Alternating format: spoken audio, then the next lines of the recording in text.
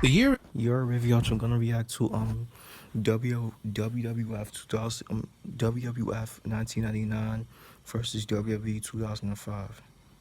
is 1999.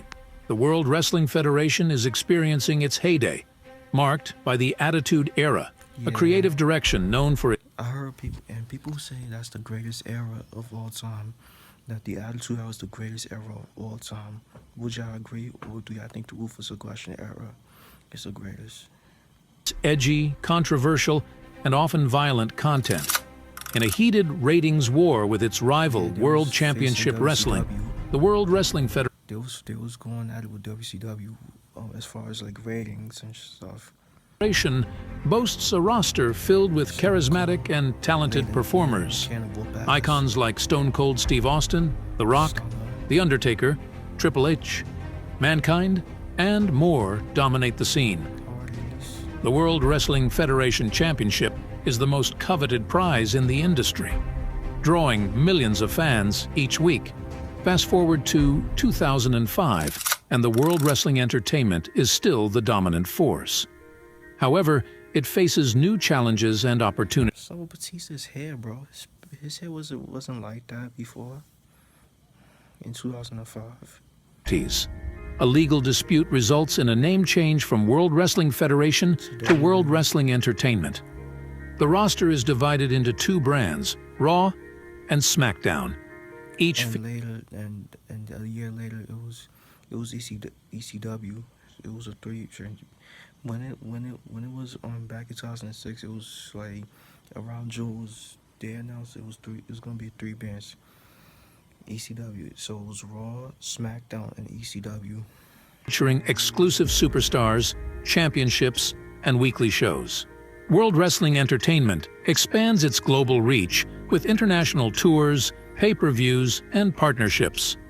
The roster remains packed with charismatic talents like John Cena, Batista, Kurt Angle, Randy Orton, Edge, and many others. The WWE Championship continues to be the ultimate prize, but the introduction of the World Heavyweight Championship adds a new layer of prestige. Now, let's compare these two iconic eras and explore the evolution of WWE and its superstars over the years. Roster-wise, in 1999, the World Wrestling Federation boasted 110 superstars, while the World Wrestling Entertainment in 2005 had 148. The World Wrestling Federation had a more unified roster, with all superstars competing on the same shows and pay-per-views. In contrast, the World Wrestling Entertainment I ain't gonna lie, this game looks fire, though. I ain't gonna lie, this game looks fire, though. was divided into Raw and SmackDown brands, occasionally featuring cross-brand matches. The World Wrestling Federation had iconic stars at their peak, while the World Wrestling Entertainment had emerging talents building their legacy. The World Wrestling Federation showcased more diversity in styles and gimmicks, whereas the World Wrestling Entertainment had a more uniform presentation. In terms of storylines, the World Wrestling Federation in 1999 was known for its unpredictable, chaotic, and often shocking narratives, catering to its adult-oriented audience. Controversial themes like sex, violence, and politics were commonplace. The authority figures played significant roles. In 2005, World Wrestling Entertainment storylines were more structured, focusing on the athletic and competitive aspects of wrestling. People say it was like more about the wrestling, and more about the wrestling and shit. With a greater emphasis on continuity and realism. Authority figures took a back seat to let the superstars shine.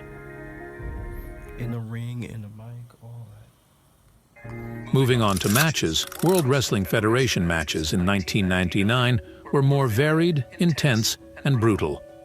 They often featured stipulations, weapons, interference, and blood, with high-risk moves and dramatic outcomes. No, but the Ruthless Aggression had blood too, but the Attitude Era has more blood. 2005, World Wrestling Entertainment matches were more standard, technical, and clean, following traditional wrestling rules and featuring mat-based and submission-based moves. The audience also played a crucial role. Nah, but the Attitude Era was like more extreme, you feel me? Like it was appealing to like hardcore fans, you feel me? In 1999, the World Wrestling Federation audience was passionate, vocal, and loyal, influencing the product with their feedback and demands. In 2005, the World Wrestling Entertainment audience was more casual and diverse, following the cues of the product with less direct impact on its direction. As we delve deeper into the comparison between World Wrestling Federation in 1999 and World Wrestling Entertainment in 2005, we observe the evolution not just in the roster and the style of matches, but also in the overall production and cultural impact of the shows. Production and presentation. In 1999, World Wrestling Federation's production was gritty, raw, and often improvised, reflecting the edgy nature of the Attitude Era. The show's graphics, music, and promos were unpolished, but packed with energy, mirroring the chaotic narratives of the era. The entrance themes of superstars were iconic, resonating with the rebellious spirit of the time. Fast forward to 2005, and World Wrestling Entertainment's production had become sleeker, more polished, and sophisticated. The set designs for Raw and SmackDown were distinct and visually stunning, catering to a more global audience. Yeah. The use of Yeah, that's what I'm saying. Like, you know, the Attitude Era was like more like it was appealing to like the hardcore like fan base, like the extreme fan base. You feel me? Technics, advanced lighting, and high-definition broadcasting added a new dimension to the viewer experience. The music and graphics became more refined, though some fans missed the raw energy of the Attitude Era. Cultural impact.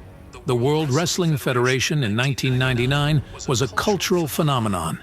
It infiltrated mainstream media with appearances on popular TV shows, movies, and endorsements. The superstars were not just wrestlers.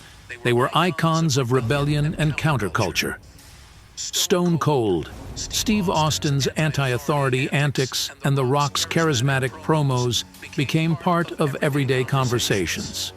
In contrast, And they were like, in Stone Cold was The Rock was the face of the Attitude Era. If y'all be real, they was the face. There were like two faces, two popular wrestlers in the Attitude Era. by 2005, World Wrestling Entertainment had become a more family-friendly brand. It focused on appealing But to it was still like extreme shit going on, ruthless aggression. Like it still had blood and all that shit, you know. a wider demographic, including children. The superstars, while still larger than life, were now seen more as athletes and entertainers rather than the rebellious icons of the previous era. John Cena's rise epitomized this shift. He was a hero to the younger audience and symbolized WWE's new direction. Technological advancements. The technological landscape also changed significantly between these two eras. In 1999, the internet was just emerging as a tool for fans to connect and share their passion. However, by 2005, it had become a crucial part of World Wrestling Entertainment's strategy. The company used its website not just for promotion but also for exclusive content, enhancing fan engagement. Social media was starting to influence how fans interacted with the show and each other, although it hadn't yet become the force it is today. Legacy and nostalgia. As we look back, the legacy of both eras remains strong. Fans of the Attitude Era reminisce about the raw, unfiltered excitement and the stars who seemed larger than life. Meanwhile, fans who grew up with World Wrestling Entertainment of 2005 fondly remember the athleticism, storytelling, and the dawn of a new generation of superstars.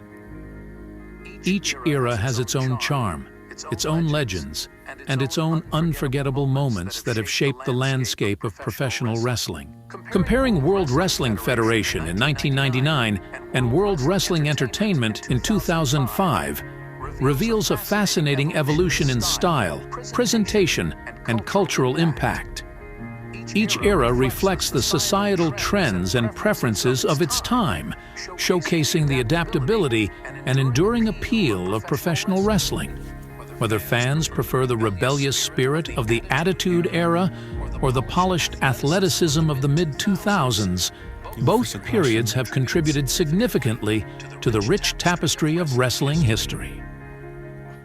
So yeah, that's the vid. So yeah, bro, which year do y'all prefer, the WWF 1999 or the WWE 2005? Let me know, bro. So yeah, make sure y'all like, comment, subscribe. Y'all know the vibe. And also you remember when I said like Stone Cold and The Rock was the face of the Attitude Era, the two faces of Attitude Era. I think in the Ruthless Aggression Era, you could say, like, it's debatable. You could say Brock Lesnar was the face. Well, but yeah, you could.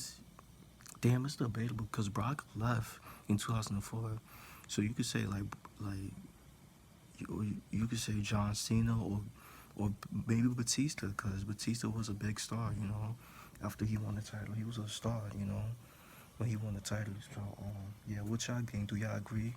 So yeah, make sure y'all like, comment, subscribe. Y'all know the vibe. Just so I can know you are.